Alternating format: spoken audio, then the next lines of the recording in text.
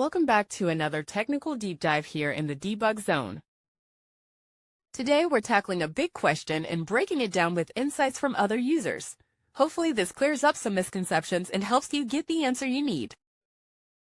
So buckle up, stay a little curious, and let's jump right in.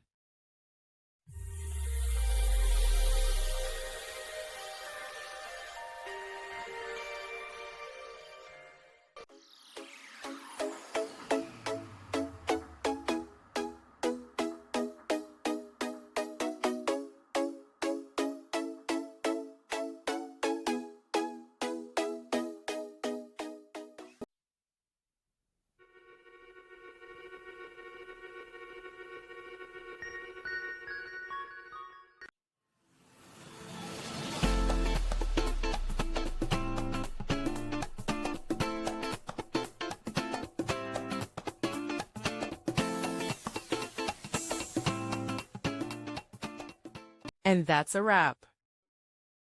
I hope you found the answer you were looking for. If you did, take a second to hit that subscribe button. It really helps out. And let me know in the comments which solution worked best for you. See you next time in the debug zone.